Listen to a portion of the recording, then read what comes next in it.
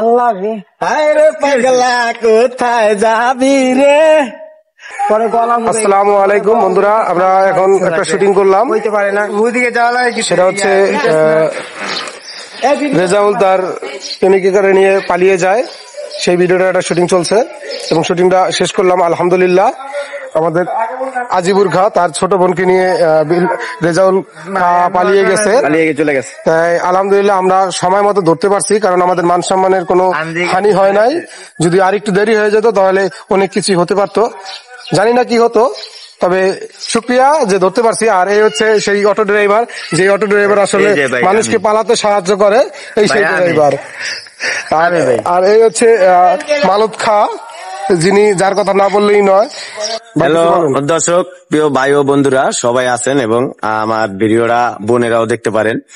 তা আসল মূল বিষয়টা হলো কি, আমরা যে ভিডিওটা আমরা বানাইছি কেউ মাইন্ডে নিবেন না, আমরা ভাই বোন এই সবাই।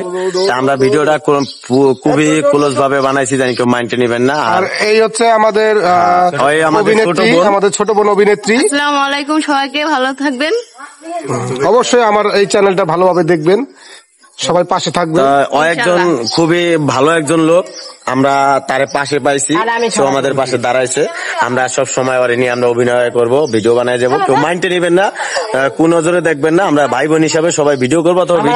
আমরা এখন চলে যাব আমাদের সেই কুখ্যাত সেই আমাদের অভিনেতার কাছে। এই অভিনেত্রী সে কি বলতে চায়।